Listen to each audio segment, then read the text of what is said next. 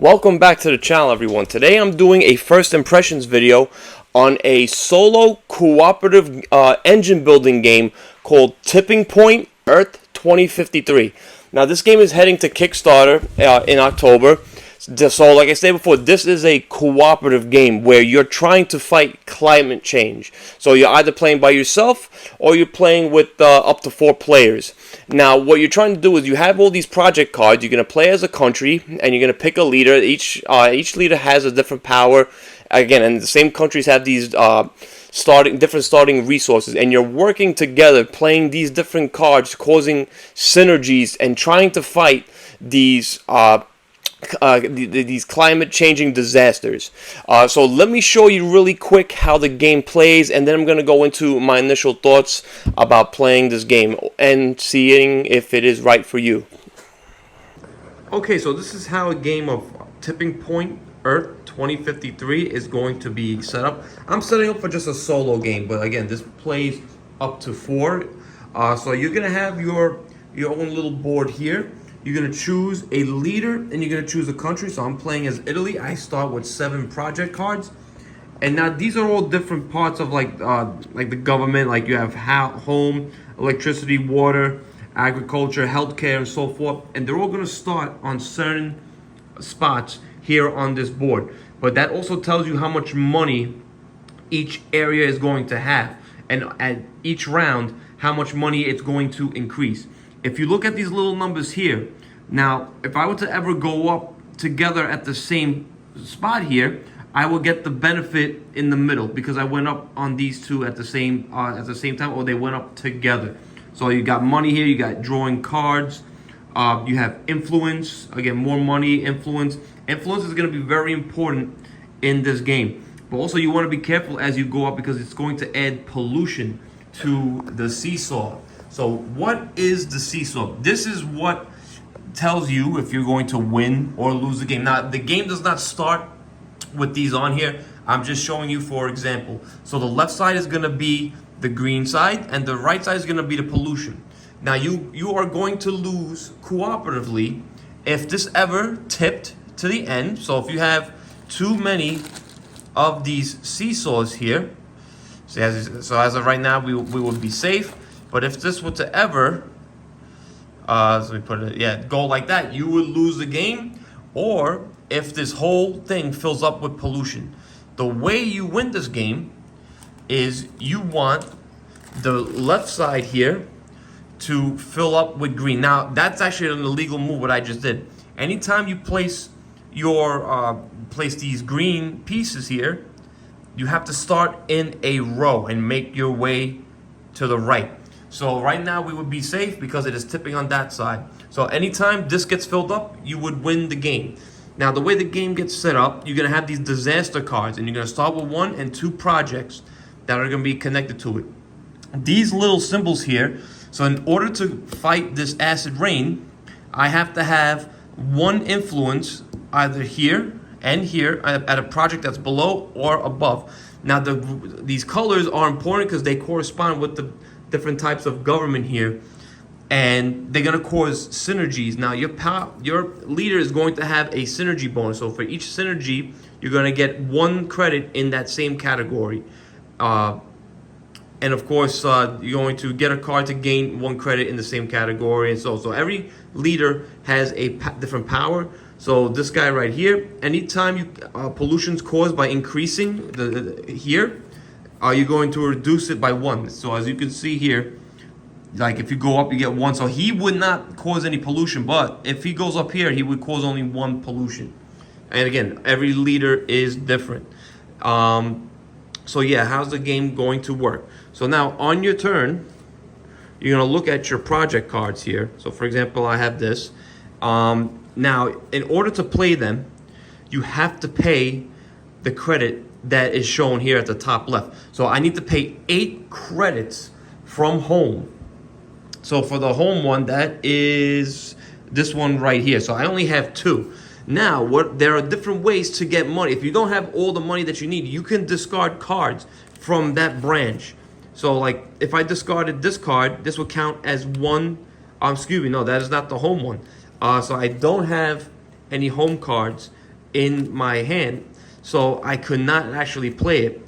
But if I had any home cards in my hand, I could discard them for 1 credit. Now let's just say I did one. Let's say I chose this card right here. I chose this project. I would have to pay 5 in schooling. So again, I don't have the 5 there, but again, I could get rid of all the credits and I could pay in cards if I have them. And now, depending on where I placed it, if I placed it here, this would actually cause a synergy because you're matching the color. Anytime you play this card, you're going to get the rewards that are posted right here. What I didn't mention is the second cost. So I have to pay 10 credits from, it could be from anywhere else on here. So I would get the rewards, I would get 2 cards, and it says here, I can either increase energy or flip. Now, flip a project card. So this is actually very important because the only way you can defeat and beat this thing here is, again, if there was a project card that was down here, so, and it has to be from the same color. So if this was flipped, then yes, then I can do this. And now, if I placed an influence here, which is my cubes, that I am halfway to defeating the acid rain. Now also, when you defeat this, that's how much you're going to place on the seesaw. But now, if this card is still up when the next round starts, that's how much pollution you're going to be adding to that seesaw.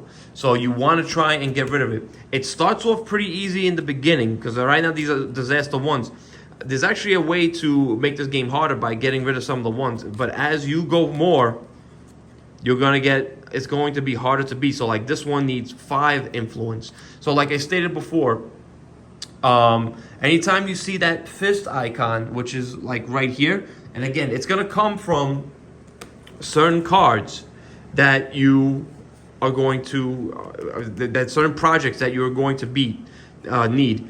Again, like, so this is another one. You could go up on water or red, or you can flip them. And again, like if I was to have this here instead of, well, this is always going to be here, but if I have to have that there, this would help also be beneficial in trying to get rid of the acid rain. And again, you're going to keep doing this until either this thing tips or you complete the whole left side. That is essentially the game. It's pretty simple, easy game to learn, but it does get a little bit harder as the game goes on. So let's go back and I'll let you know what I think about it. Okay, I'm going to be the first to admit I am not the best when it comes to teaching games. It's not my forte. I put them in my videos because I want you guys to get a glimpse of how the game works. How, you know, what do the mechanisms look like? I don't go over everything, but this game is very, very easy to learn and teach. Again, I didn't go over every single little thing. I gave you the basic rundown of how this game plays. And again, it is not a bad game to teach or play or learn. So the first thing I'm going to say is this is going to be a great solo game. I think solo gamers are going to really enjoy this game a lot. Some of them might even say this works best as a solo game. I prefer to play cooperatively. The more people you have, I think the easier the game will be. But you could also change that difficulty in the beginning by getting rid of some of the level 1 cards.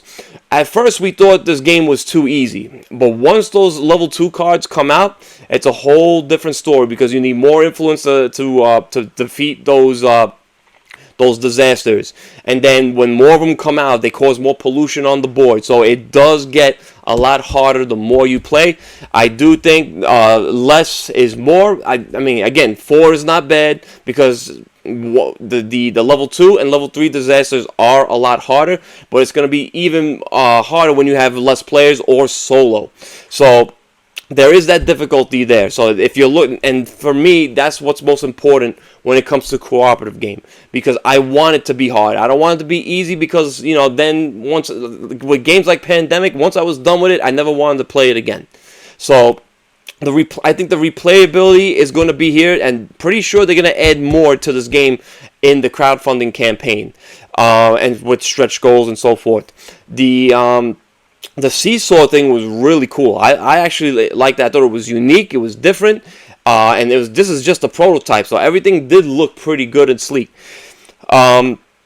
Again, you know, you have that whole strategy of like, all right, so I have to place the pollution. You know, how do I want to play? What row do I want to place it on? Again, because even when you place the green ones, you have to stay on that row until it is filled, and sometimes it is crucial where you place it. When it comes to the game length, I'm gonna say about an hour, maybe more. Again, depending on the player count.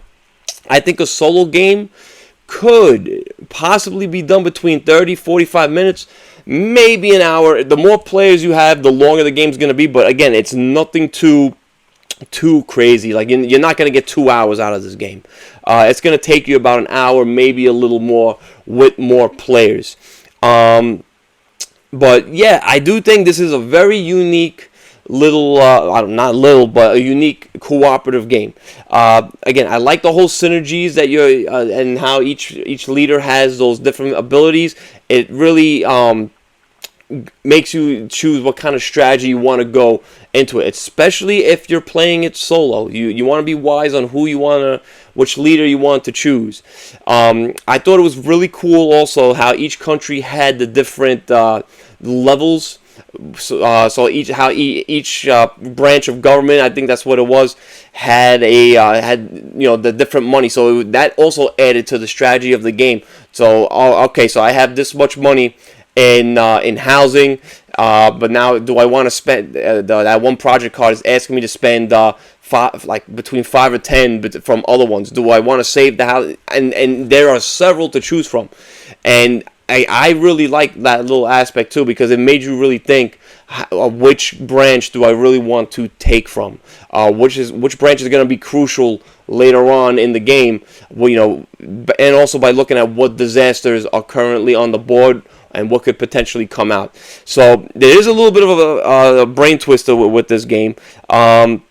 But I think people are really going to enjoy it. I think the theme, it could be pretty dark. There are people who are really passionate about this climate change theme.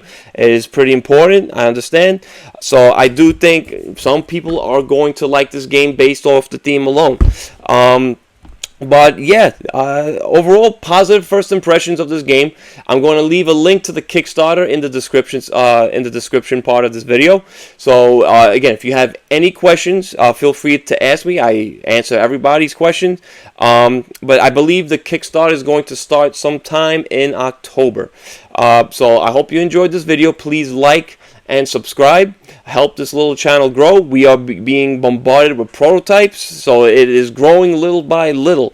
And again, this was one of the latest prototypes that was sent to me, so I'm really thankful for Crimson Company who sent me this prototype. Thank you very much, Dario. We had a lot of fun playing it. But that's going to do it for today, guys. I hope you enjoyed the video. Until next time, have a great one.